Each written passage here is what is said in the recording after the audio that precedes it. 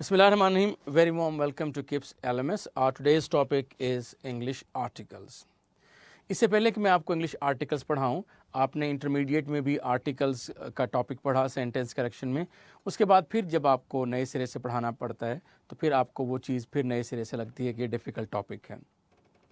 इसकी रीज़न ये है कि जिस तरह से बहुत सारी चीज़ें हम आपको आधी बताकर आ चुके हैं। जैसे हमने आपको एडवर्ब की डेफिनेशन बताई तो हाफ बताई कि adverb is a word that adds more meaning to a verb. हालांकि इसके 3 पार्ट्स और थे, टू अ वर्ब और एन एडजेक्टिव और एन अदर एडवर्ब और the whole of the sentence. इस तरह से और बेतहाशा चीज़ें हम आपको आधी आधी बताकर आए हुए हैं। इसकी रीज़न भी यही है, ठीक है। तो मैं इसको थोड़ा सा टॉपिक को पहले आपको इसकी ग्राउंड बना के बताता हूँ आपको। फॉर एग्ज़ाम्पल, जो मेडिकल के स्टूडेंट्स हैं उनको पता होगा कि बेटा जो ट्रीटमेंट होती है किसी पेशेंट की वो 2 अप्रोचेस होती हैं उसकी। One approach is called allopathy treatment, and the second type is called homeopathy. अब बेटा एलोपैथी में क्या होता है कि जो बीमार होता है उसको डिजीज्ड कहते हैं और जो बीमारी होती है उसको डिजीज कहते हैं। एलोपैथी में ये होता है कि जो डिजीज्ड बंदा होता है, बीमार होता है, जो डिसईज्ड होता है, उसका इलाज किया जाता है। मरीज़ रोता हुआ आता है, पेट में दर्द है, उसको पेन किलर का इंजेक्शन लगाएं, सुकून हो जाएगा। डिजीज्ड मरीज़ का इलाज हो गया, लेकिन वो डिजीज़ अपनी जगह पर मौजूद है। जब इस इंजेक्शन का असर ख़त्म होगा तो वो पेन दोबारा स्टार्ट हो जाएगी। जबकि जो दूसरा आपके पास मेथड है ट्रीटमेंट का, होम्योपैथी, उसमें आप डिजीज़ को एड्रेस करते हैं, उसकी कॉजेज़ जानने की कोशिश करते हैं। You try to determine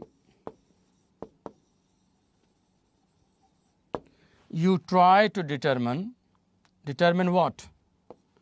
Determine the cause of the disease. तो मेरा जो टीचिंग का स्टाइल है बेटे वो ये है कि मैं यहाँ पर ये जो होम्योपैथी अप्रोच है, जो कि इनडायरेक्ट अप्रोच आप कह लें इसको, मेरा ये स्टाइल है। इसमें मैं डिटरमिन करता हूँ कि ये जो डिजीज़ हुई है इसकी वजह क्या है। मैं यहाँ पर डिटरमिन करता हूँ कि आर्टिकल की, मैं सबसे पहले ये डिटरमिन करने की कोशिश करता हूँ कि जो आर्टिकल्स की मिस्टेक्स होती हैं उनकी रीजंस क्या हैं। Determine the reasons. और बेटा रीजन ये है कि हम आपको पार्ट टू होल रिलेशनशिप पढ़ाते हैं। फॉर एग्जाम्पल, ये होल है, मजमुआ है, हम आपको सिर्फ और सिर्फ इसका एक पार्ट पढ़ा देते हैं। यहाँ से लेकर यहाँ तक एक आर्क हुई एक्सक्यूज मी, यहाँ से लेकर यहाँ तक सेकंड आर्क हुई, यहाँ से लेकर यहाँ तक थर्ड आर्क हुई और यहाँ से लेकर यहाँ तक फोर्थ आर्क हुई। ये इस सर्कल का, इस होल सर्कल का ये फर्स्ट आर्क, ये सेकंड आर्क, ये थर्ड आर्क और ये फोर्थ आर्क।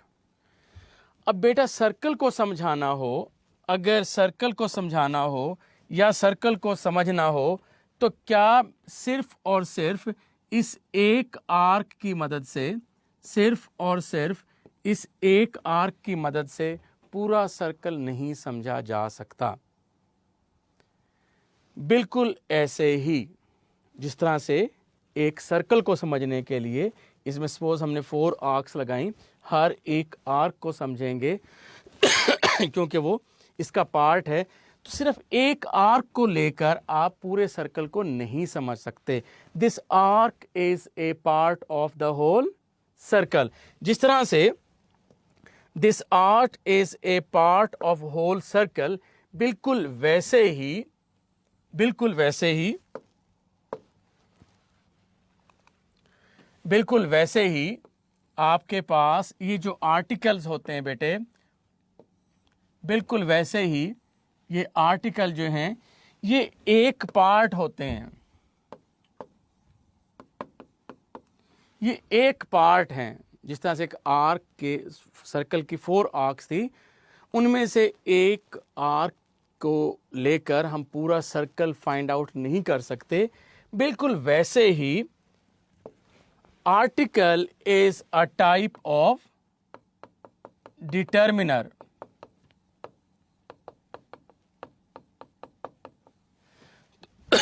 Excuse me. तो बेटे बात यह है कि article is a part of determiner, और डिटर्मिनर बाकी 3 टाइप्स के भी होते हैं। जब तक आप बाकी वो 3 आर्क्स के बारे में नहीं जानेंगे और आप डायरेक्ट आप आर्टिकल के बारे में ही जानना शुरू कर दें, जैसे कि डायरेक्ट पेशेंट को आप इंजेक्शन लगा दें बगैर रीज़न जाने, हम अब तक अनफॉर्चुनेटली ऐसा ही करते आए हैं कि हम डायरेक्ट आर्टिकल को डिस्कस करते हैं। बेसिकली आर्टिकल जो है ये डिटर्मिनर की एक टाइप है। तो जिस तरह से आर्क एक पार्ट ऑफ सर्कल था, तो article is a part of determiners. तो डिटर्मिनर्स बाकी कौन कौन से हो सकते हैं? For example, first type of determiners मैं आपको लिख के दूं कि डेमोन्स्ट्रेटिव। फॉर एग्जाम्पल डेमोन्स्ट्रेटिव में आपके पास 2 वर्ड ये दिस और दैट, these और those। डिटर्मिनर्स जिस तरह से मैंने कहा ना, पेशेंट की जो डिजीज है उसको आप डिटरमिन करते हैं, बिल्कुल ऐसे ही नाउन के साथ ये डिटर्मिनर लगते हैं। आर्टिकल भी नाउन के साथ लगता है, नाउन के साथ ही डिटर्मिनर लगते हैं। क्या डिटरमिन करने के लिए? नंबर 1 ये बताने के लिए कि नज़दीक वाली एक चीज़ की बात हो रही है, दिस इज़ अ फैन, या दूर वाली एक चीज़ की बात हो रही है, दैट इज़ अ फैन। नज़दीक वाली एक से ज़्यादा चीज़ों के बारे में बात हो रही है, दीज आर स्टूडेंट। ये दूर वाली एक से ज़्यादा चीज़ों के बारे में बात हो रही है, दोज आर स्टूडेंट। तो ये डिटरमिन किया जाता है कि एक है या ज़्यादा है, नज़दीक है या दूर है, ये डिटरमिन किया जाता है। तो एक डिटर्मिनर डेमोन्स्ट्रेटिव हुआ। फिर इसके बाद दूसरी टाइप का डिटर्मिनर आपके पास है possessive. For example my, our, for example your, her, his, its और देयर। अब आप उस नाउन के बारे में, एक या ज़्यादा के बारे में, दिस, दैट, दीज, दोज, ये नाउन की तरफ इशारा करने के लिए यूज़ होते थे, तो नाउन को उस तरह से डिटरमिन किया। दूसरा, नाउन को डिटरमिन किया किस लिहाज से? उसकी पोजेशन के लिहाज से, उसकी पोजेशन के लिहाज से डिटरमिन किया। इसी तरीके से तीसरा, नाउन को डिटरमिन करेंगे उसकी क्वांटिटी के लिहाज से, उसकी क्वांटिटी के लिहाज से, उसको मैं कहता हूं क्वांटिफायर्स। फॉर एग्जाम्पल आपके पास है मैनी, फॉर एग्जाम्पल आपके पास है मच। तो ये थर्ड टाइप का डिटर्मिनर हुआ। अब फोर्थ टाइप का डिटर्मिनर है आर्टिकल, जिसके बारे में अब हम बात करेंगे। तो अब बेटा, आप आर्टिकल को स्टार्ट करने से पहले बेटे, जब आप कोई लॉन्ग जंप के जो प्लेयर्स हैं उनको पता है स्पोर्ट्स में कि जब भी आपको लॉन्ग, इधर देखेंगे सब बच्चे, जब भी आप लॉन्ग जंप लेते हैं तो फिर क्या होता है कि 2 स्टेप आप 3 स्टेप पीछे हटते हैं, 2-3 स्टेप पीछे हटते हैं, फिर आप वो स्टेप ज़्यादा लॉन्ग जंप लिया जाता है। ऐसे ही ये इस लॉन्ग जंप को, इधर देखें, इस लॉन्ग जंप को लेने के लिए आपको 3 स्टेप्स पीछे आना पड़ेगा। तो आज एक बात ये क्लियर कर लें कि आर्टिकल्स क्या हैं। आर्टिकल्स नाउन से पहले लगते हैं। नाउन से पहले लगने वाले लोग चीज़ें, क्या क्या चीज़ें डिटरमिन करती हैं, वो ये डिटरमिन करती हैं कि आप नज़दीक वाली एक चीज़ या ज़्यादा चीज़ों की बात कर रहे हैं, दूर वाली एक चीज़ या ज़्यादा चीज़ों की बात कर रहे हैं। वो ये डिटरमिन कर रहे हैं उस नाउन से पहले आके कि ये मलकियत किसकी है, पोजेशन किसकी है। वो नाउन से पहले आके ये डिटरमिन कर रहे हैं कि उनकी तादाद या मिकदार कितनी है।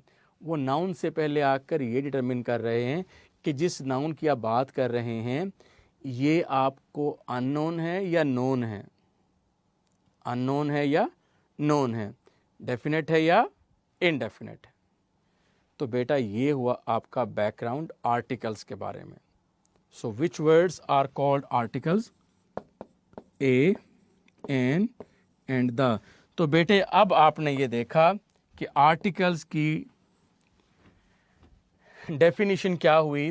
Determiners a, an and the are called articles. Determiners a, an, the are called articles. और ये हमारा आपका टॉपिक है। आर्टिकल्स भी कह लें इसको, आर्टिकल्स भी कह लें। राइट, क्लियर हुई बात बेटे? अब आप आएंगे अपने टॉपिक पे जो मैंने आपके साथ बात की कि आर्टिकल्स डिटर्मिनर का एक पार्ट है। ये जो मैंने आपको लिख के दिया, आर्टिकल्स कौन कौन से? A, an, the are called articles. Determiner की दूसरी टाइप डेमोन्स्ट्रेटिव्स आपको बताया, आपको दिस, दैट, दीस, दोज, अभी बात हुई।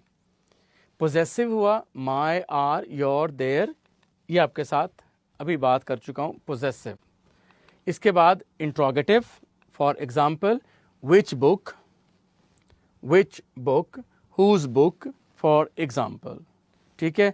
और इसके बाद क्वांटिफायर्स में आपको अभी अभी बताकर आया हूं, और क्वांटिफायर के बारे में बहुत डिटेल के साथ मैं आपके साथ बात करके आया। इधर देखेंगे सब बच्चे, मैं बात करके आया हूं आपके साथ किस टॉपिक पे? Agreement mistake. जब मैंने पढ़ाया था, जब मैंने आपको अग्रीमेंट मिस्टेक्स पढ़ाया था, वहां पर मैंने आपको पढ़ाया था there should be an agreement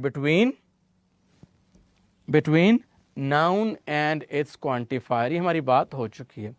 तो ये मेरा डिस्क्रिप्शन है, इसमें से मैं आपको ये जो यहाँ पर देखें, ये जो आर्टिकल्स हैं इसके बारे में बात करूँगा। और आर्टिकल क्या है? It's one of the 4-5 determiners, और हम सिर्फ आर्टिकल्स के बारे में बात करने जा रहे हैं। तो बेटे अगर मैं इस लेक्चर को आपको अभी सम अप करके दूं, तो मैं आपको ये लेक्चर, इधर देखेंगे सारे बच्चे, मोबाइल इस्तेमाल ना करें, इधर देखें सब। मैं इस लेक्चर को, क्योंकि मैंने एंड पे क्वेश्चन पूछने हैं आपसे, मैं इस लेक्चर को 3 into 3 में डिवाइड करता हूं। एक्सक्यूज मी, 3 into 3, यानी कि मैं आपको 3 पॉइंट्स पढ़ाऊंगा आर्टिकल्स के बारे में। कौन कौन से पॉइंट्स पढ़ाऊंगा आर्टिकल्स के बारे में मैं आपको? फॉर एग्जाम्पल, इन आर्टिकल्स के बारे में मैं कौन कौन से पॉइंट्स पढ़ाऊंगा आपको? मैं आपको पढ़ाऊंगा आर्टिकल्स के बारे में, number 1 indefinite articles, number 2 definite articles, number 3 zero article। हम ये तो बताते रहते हैं ए आएगा कि एन आएगा, दा यहाँ आएगा, यहाँ दा नहीं आएगा, इंग्लिश दी थे, पंजाबी दा दा जिथे लगता उथे ला। हम बात करते रहते हैं यहाँ एन लगेगा, यहाँ ए लगेगा, या दा। ऐसी चीज़ें भी हम डिस्कस करेंगे जहाँ आर्टिकल आना ही नहीं है, उसको मैं ज़ीरो आर्टिकल कहता हूँ, नो आर्टिकल। तो मैंने आपको 3 into 3 पढ़ाना है।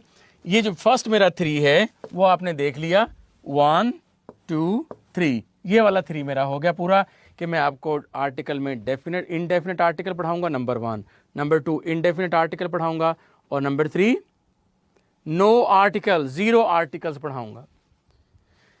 दूसरा जो मेरा 3 है बेटा वो क्या है? मेरा जो दूसरा 3 है वो ये है कि एंट्रेंस टेस्ट में आर्टिकल से रिलेटेड मिस्टेक्स जो होंगी वो ये होंगी: omission mistake, commission mistake and overlapping mistakes. बस मेरा लेक्चर खत्म। ये बहुत ही इजी, वैसे तो बच्चों को सबसे ज़्यादा मुश्किल यही लगता है कि ये क्या बात हुई कि इंग्लिश दी थे पंजाबी दा दा जिथे लगता उथे ला। ऐसी बात नहीं है बेटे, रूल्स होंगे लेकिन मैं इसको सम अप करूँगा। मैंने आपको मुख्तसर करके बता दिया कि 3 into 3, यानी मैं आपको 3 चीज़ें पढ़ाऊँगा, इंडेफिनिट आर्टिकल, डेफिनिट आर्टिकल और ज़ीरो आर्टिकल। इनकी मिस्टेक्स एंट्रेंस टेस्ट में omission mistake, commission mistake and overlapping mistakes, ये चीज़ें आप देखकर आ चुके हैं। सो लेक्चर की आउटलाइन बता दी, थ्योरेटिकल क्या चीज़ पढ़ाऊँगा, प्रैक्टिकली क्या चीज़ें आएंगी, किस तरह से हैंडल करेंगे। Let's go. यहाँ पर हम बात करते हैं बेटे आर्टिकल्स के बारे में, बात अभी तक कर चुका हूं। The words a, an and the words a, an and the are known as articles, इन्हें हम आर्टिकल्स कहते हैं। तो इस वर्ड्स की जगह पर अगर आपको कोई वर्ड रिप्लेस करवाना हो तो बताएं जी क्या आएगा। द डिटर्मिनर्स, वर्ड से मुराद यहां पर डिटर्मिनर्स हैं। The determiners a, an and the are known as articles. The articles belong to the determiner word class. Determiner word class में फिर आपके पास कौन कौन से वर्ड्स आए। नंबर 1 आर्टिकल्स अब के लिहाज से, number 2 demonstrative, number 3 possessive, number 4 quantifier, number 5 इंट्रोगेटिव्स। ठीक है बात बेटे। तो ये वर्ड क्लास के जो डिटर्मिनर की वर्ड क्लास है उसमें आपने 5 मेंबर्स देखे, मैंने लिख दिया इसका valency number. They are always followed by a noun. This is the crux of the matter, कि ये आते नाउन के साथ ही हैं। ठीक है, for example a book, you see book noun है। एन अम्ब्रेला, अम्ब्रेला एक नाउन है। द स्काई, स्काई एक नाउन। सो द डिटर्मिनर्स और the articles a, an and the are used with the nouns.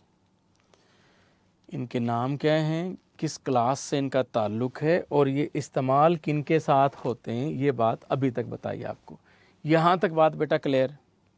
आगे चलते हैं। आर्टिकल्स हम use क्यों करते हैं, डिटरमिन करने के लिए यूज़ करते हैं। ज़ाहिर इसका नाम, इनका जो बड़ा नाम है वो डिटर्मिनर है। We use articles to show whether we are talking about particular people और थिंग्स और अबाउट पीपल और थिंग इन जनरल। क्या हम किसी खास पर्सन, प्लेस और थिंग की बात कर रहे हैं या हम आम तौर पर किसी पर्सन, प्लेस और थिंग की बात कर रहे हैं। ये चीज़ बताने के लिए हम आर्टिकल यूज़ करते हैं। आर्टिकल का क्या फंक्शन हुआ फिर। आर्टिकल हमें नाउन के बारे में ये बताता है कि जिस नाउन की हम बात कर रहे हैं, इज इट सम पर्टिकुलर और you are just talking in general. तो ये मैंने यहाँ पर बताया कि आर्टिकल हम यूज़ ही क्यों करते हैं। यहाँ पर आपने देख लिया। आगे बढ़ता हूँ। As a general rule, singular countable nouns need an articles और द डिटर्मिनर। अब कंडीशन नंबर 1 सिंगुलर होना चाहिए, नंबर 2 काउंटेबल होना चाहिए, नंबर 3 उसके साथ इस्तेमाल होने के लिए वो नाउन का होना ज़रूरी है। या तो हम आर्टिकल यूज़ करते हैं इनके साथ या हम अदर डिटर्मिनर्स। तो अब बेटा अदर डिटर्मिनर्स में से कितने वर्ड्स बच गए हैं आर्टिकल के अलावा? 4 बच गए हैं। डेमोन्स्ट्रेटिव, पोजेसिव या generative, quantifiers and इंट्रोगेटिव्स।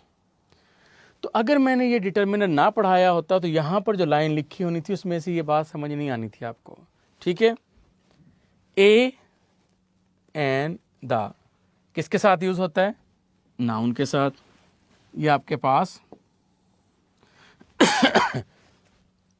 Articles a और एन हम ये कह रहे हैं कि सिंगुलर काउंटेबल नाउन, देखो बेटा ये जो स्पून है ये सिंगुलर काउंटेबल नाउन है, SCN, सिंगुलर काउंटेबल नाउन है।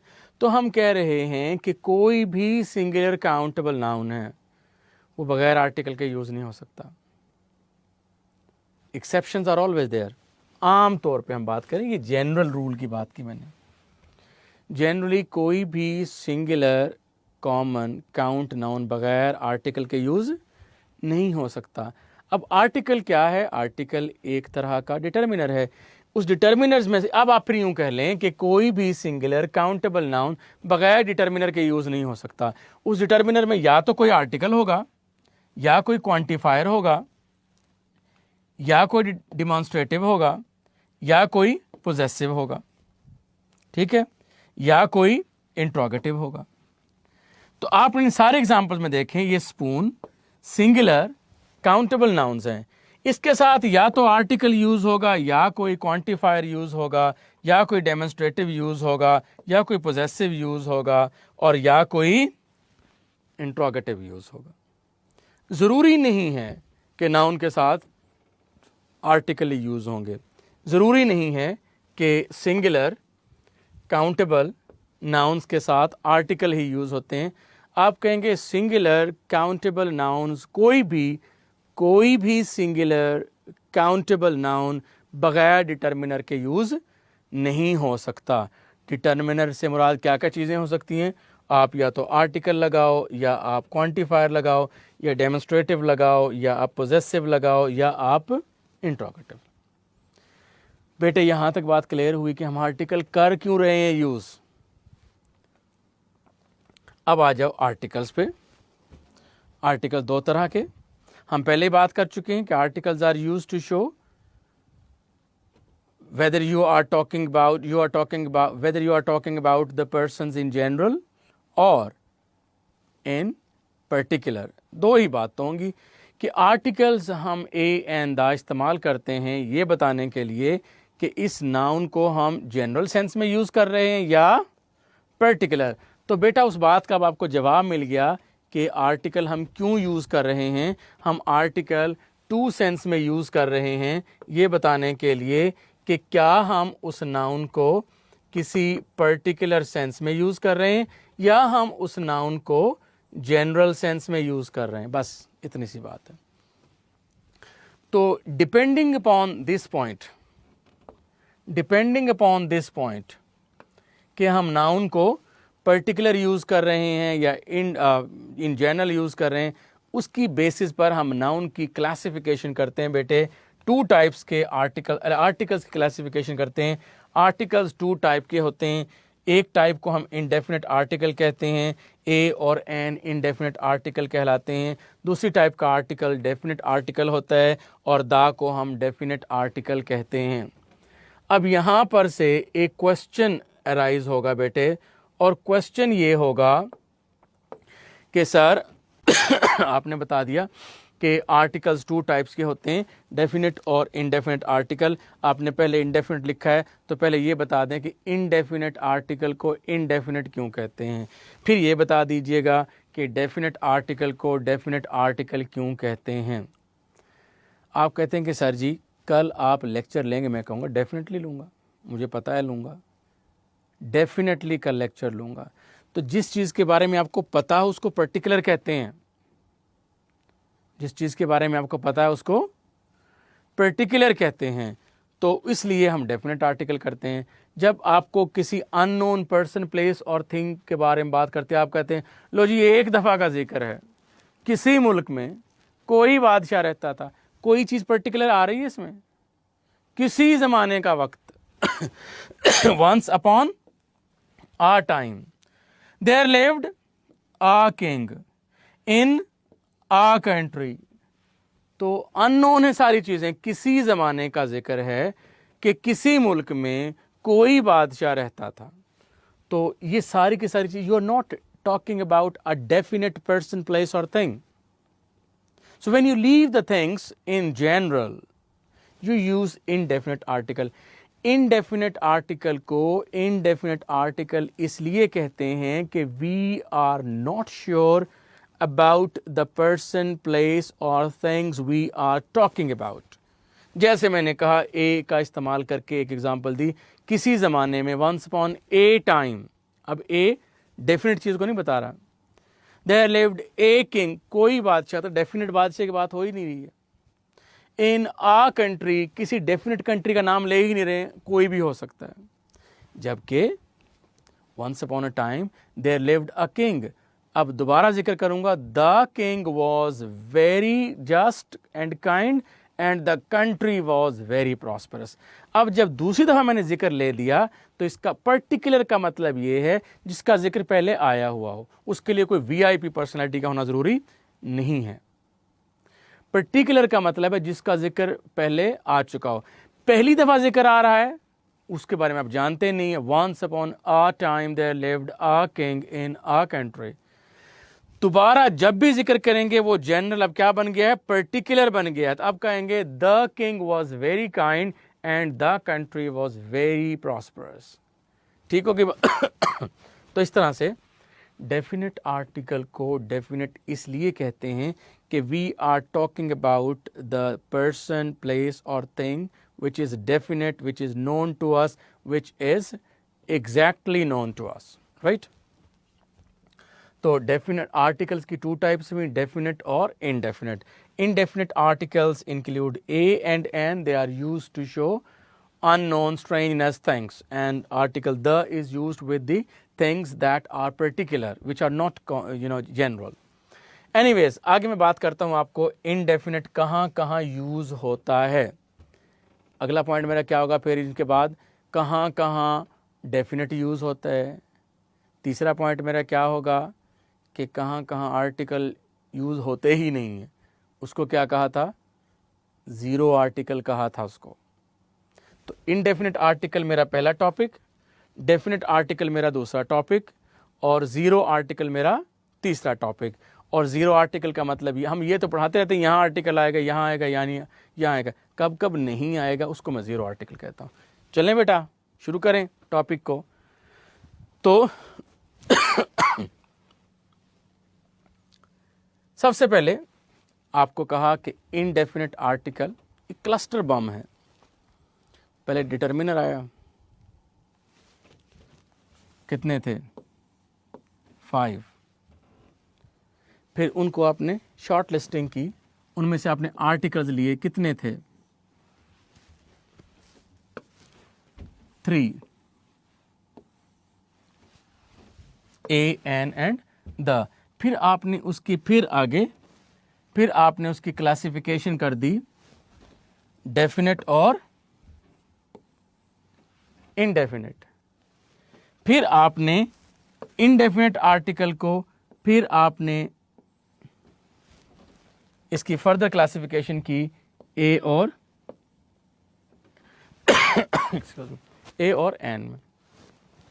You are trimming the fat, फालतू चीजों को कम करते आ रहे हैं, शॉर्ट लिस्टिंग करते आ रहे हैं। तो अब मैं यहां पर पहुंच चुका हूं ए और एन पर, और मेरा टॉपिक है ए वर्सेस एन। अब इनका मुकाबला करवाते हैं। पहले इनमें सेम चीज़ें देखते हैं। नंबर 1, चाहे आप ए यूज़ करें चाहे आप एन यूज़ करें, बेटा इनकी जो न्यूमेरिकल वैल्यू है वो है 1। I ate an apple means 1 apple. I have a pen means 1 pen. So A हो या N हो, पहला काम क्या हुआ, इनकी सिमिलैरिटी डिस्कस कर रहा हूं कि दोनों में क्या सिमिलैरिटी है, कि दोनों की न्यूमेरिकल वैल्यू 1 है। A हो या N हो, इसमें दूसरी सिमिलैरिटी क्या है कि दोनों के दोनों सिंगुलर काउंटेबल नाउन्स के साथ यूज होंगे। 2 कैटेगरी हुई। अब मैं स्कोर कम करूंगा, 1 पर आ जाऊंगा। अब एक चीज डिपेंड करेगी, अब एक चीज डिसाइड करेगी, अब वन थिंग डिसाइड करेगी कि आपको आर्टिकल ए यूज करना है या एन।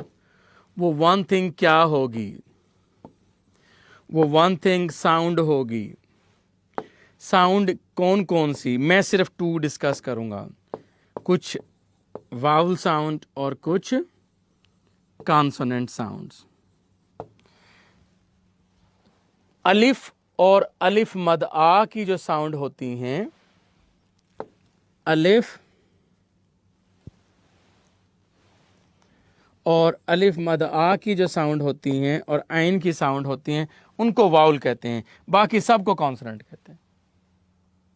समझ आ गई? उर्दू में किसी वर्ड को लिख के आप देख लेना, अलिफ, अलिफ मद आ और आइन की साउंड से जो स्टार्ट होंगे सिंगुलर कॉमन नाउन, वो वाउल साउंड होंगे। एनीवेज, यहां तक बात शुरू आपको समझ आई। मैं आपका टॉपिक रिज्यूम करता हूं।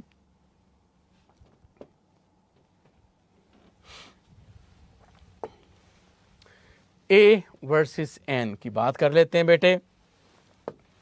यूज ऑफ ए और एन, यूज ऑफ ए और an depends upon the sounds. अभी बात की आपके साथ, कौन कौन सी साउंड्स? वावल साउंड्स और कॉन्सोनेंट साउंड्स, राइट? तो 2 चीजें बराबर, दोनों को न्यूमेरिकल ए हो या एन हो, न्यूमेरिकल वैल्यू 1। दूसरी बात, दोनों में क्या चीज सेम, सिंगुलर कॉमन नाउन से पहले। डिफरेंस कहां क्रिएट होगा? साउंड पर, साउंड वाउल्स और कॉन्सोनेंट। तो वावल साउंड कौन सी हैं? अलिफ, उर्दू में बता रहा हूं आपको, इंग्लिश में बता देता हूं। Vowel sound, a vowel is a sound, पहली बात तो साउंड है, such as the ones represented in writing by the letters A, E, I, O, U। In letters से जो साउंड पैदा होती है वो डिसाइड करेगी। ये लेटर्स डिसाइड नहीं करेंगे। अगर ये लेटर्स डिसाइड करते तो आपने पढ़ा था ऑनेस्ट मैन, तो फिर यहां पर तो आपने कहा था एन ऑनेस्ट मैन। क्यों? क्योंकि एच वावल इन लेटर में से एक भी नहीं है, लेकिन वावल साउंड जरूर है अलिफ मद आ की। ठीक है, तो इन लेटर से जब अलिफ, ए, ई, आई, ओ, यू, इनसे जब अलिफ की साउंड पैदा हो, अलिफ की साउंड कैसे पैदा होती है?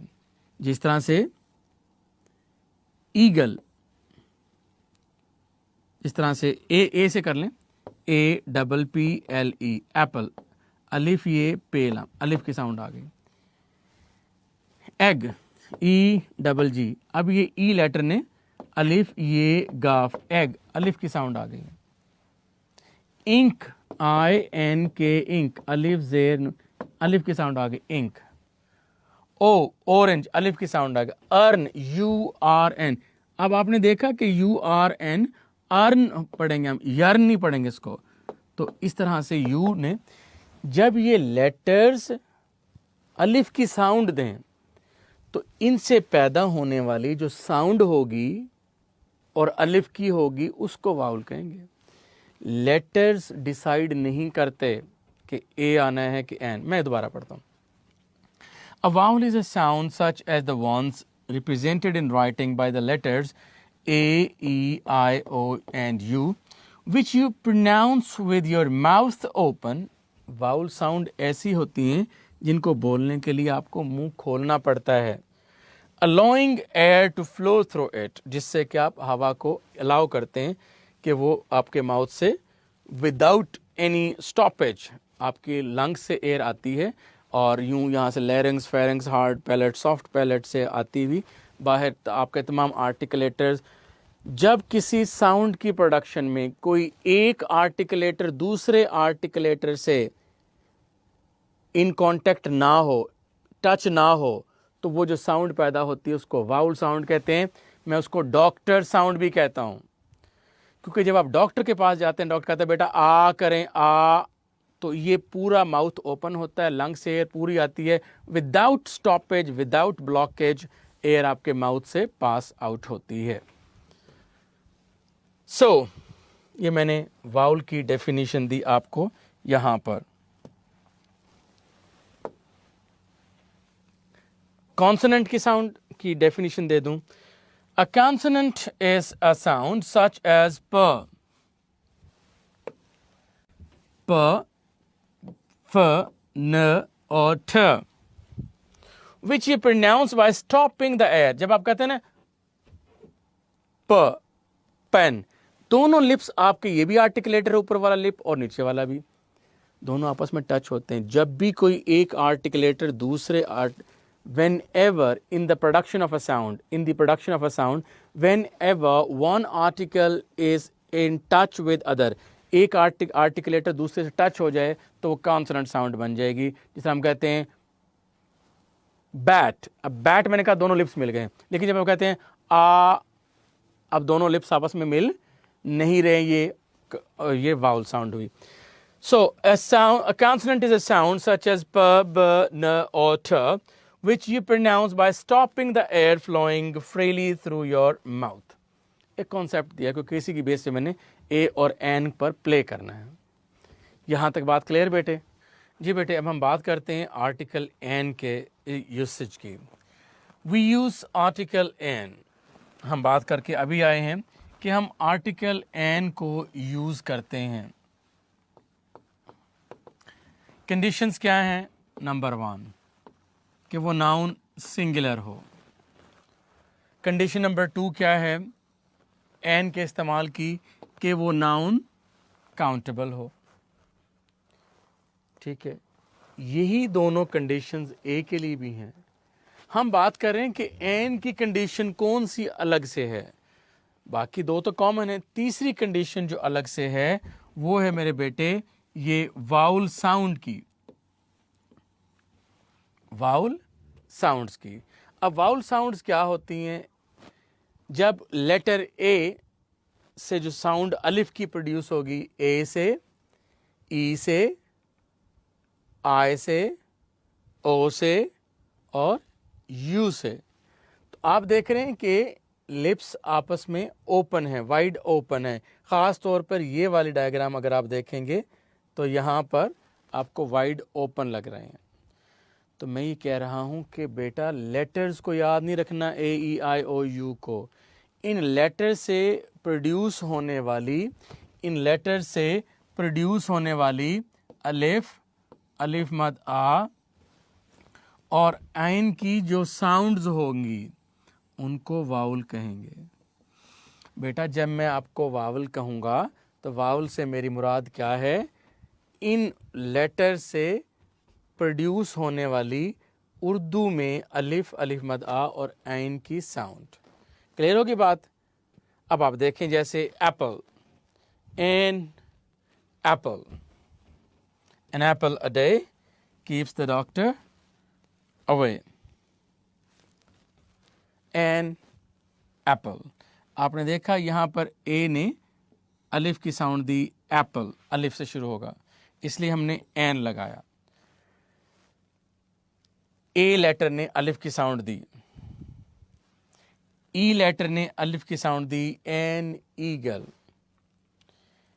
आई ने अलिफ की साउंड दी, an ink pot. O letter ने अलिफ की साउंड दी, एन ऑरेंज। यू लेटर ने अलिफ की साउंड दी, एन अम्ब्रेला। ये जो यू है हमेशा अलिफ की साउंड नहीं देगा। फॉर एग्जाम्पल यूनियन, उर्दू में आप लिखेंगे ये वाओ नून ये। अब ये आपने यहां देख लिया कि हमेशा ये जो यू है ये हमेशा अलिफ की साउंड नहीं देगा। ये तो अम्ब्रेला में इसने अलिफ की साउंड दी है। ऑलराइट जी, अब आप आ जाओ आर्टिकल ए के बारे में। ए के बारे में वही 2 बेसिक कंडीशंस कॉमन है। कौन कौन सी बेटे? नंबर 1 काउंटेबल होना चाहिए, नंबर 2 सिंगुलर होना चाहिए, और डिफरेंट क्या है? अब वाउल की बजाय कॉन्सोनेंट होनी चाहिए। अब अलिफ, अलिफ मद आ और आइन की साउंड के अलावा सारी की सारी कॉन्सोनेंट हुई, जैसे प, अ पेन, ये प की साउंड जो है ये पे की साउंड है, ये अलिफ की नहीं है। अ फैन, अ नट। तो इस तरह से आपने देखा कि ए और एन में दो बातें कॉमन हैं, तीन बातें कॉमन। नंबर वन, चाहे ए हो चाहे एन हो, यूज़ ये नाउन के साथ होना है। नंबर टू, यूज़ ये सिंगुलर नाउन के साथ होना है। नंबर थ्री, यूज़ ये काउंटेबल नाउन के साथ होने हैं, ए और एन। फोर्थ पॉइंट पे जाकर डिफरेंस आएगा। अगर वो singular countable noun vowel sound से स्टार्ट है तो एन आएगा, कॉन्सोनेंट से होगा तो ए आएगा। Hope to clear the question. A nut के बाद आप देखें अ ट्रेन, नाइट मेल। अब अनयूजुअल ए और एन। अनयूजुअल की एक एग्जांपल मैंने अभी आपको दी और वो क्या थी? फॉर एग्जांपल आपके पास था यू। अब यू वाउल लेटर है, वाउल लेटर है यू, लेकिन आपने देखा कि यूनियन में ये वाउल नहीं है। लेटर अगरचे ये वाउल है लेकिन साउंड ये की है, यूनियन। ये अनयूजुअल है। Otherwise U R N, urn. अब इसमें इसने अलिफ, रे और नून, यहां पर इसने वाउल साउंड दी है। तो जरूरी नहीं है कि यू हमेशा हमेशा vowel sound they. Usually you vowel sound देता है लेकिन ये अनयूजुअल है। इस तरह की और अनयूजुअल चीज़ें हम डिस्कस करते हैं ए और एन के बारे में। पहली बात देखेंगे अनयूजुअल एन। अनयूजुअल क्या होगा कि वो वाउल लेटर नहीं होगा, ना वो ए होगा,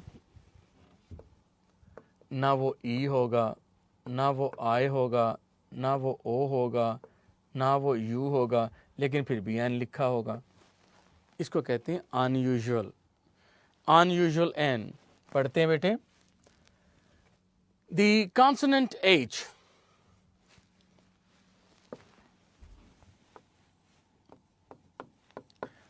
the consonant H at the beginning of the words, beginning, अगर ये H silent हो, so you use N not A before these words, जैसे air। अब इसमें ये जो आपके पास ये जो H है इसको आप प्रोनाउंस नहीं कहेंगे, हेयर नहीं कहेंगे, इसलिए आपने इसके साथ N लगाया है।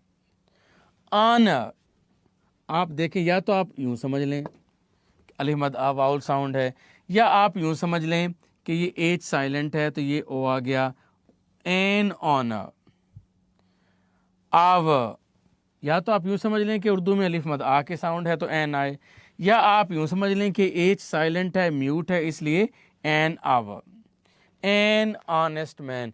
इन सारे एग्जाम्पल्स में आपने देखा यूजुअली ऐसा होता है कि ए ई आई ओ यू वाले जो यूजुअल लेटर्स हैं उनसे जब अलिफ या ऐन की साउंड या अलिफ मद आ की साउंड पैदा होती है तो आप एन लगाते हैं, लेकिन एच के साथ एन का यूज़ होना उतना यूजुअल नहीं है जितना ए ई आई ओ यू के साथ होता है, इसलिए मैंने इसको अनयूजुअल एन कहा। जब अनयूजुअल एन कहूँगा तो आप अनयूजुअल ए के बारे में भी पूछेंगे। The vowel U and EU at the beginning of the following words sound like the words you. So you use A. अगरचे वो H वाउल नहीं था लेकिन N आया। अब यहाँ पर U जो है वाउल लेटर होगा लेकिन N नहीं आएगा, इसको अनयूजुअल कहता हूँ मैं। A यूरोपियन, अब आपने देखा कि EU, A यूरोपियन। अब हालांकि E भी वाउल है, U भी है, ये U की साउंड दे रहा है। यूनिवर्सिटी में यू अलिफ की साउंड नहीं दे रहा, आ यूनिवर्सिटी, आ यूनिफॉर्म। ठीक है बेटे, यहां तक बात क्लियर हुई? अनयूजुअल ए की एक और example, the word one sounds as if it begins with the consonant W, one, लेकिन उर्दू में हम यूं पढ़ते हैं वन, इसलिए हम कहते हैं A1। कैसा है जी? A1 फर्स्ट क्लास सर, क्या हाल चाल है? A1 फर्स्ट क्लास, चूंकि ये वाव के साउंड से स्टार्ट हुआ। The word one sounds as if it begins with the consonant W, so you use A before it. For example, A one man show. ठीक है, यहां तक ये बात क्लियर हुई।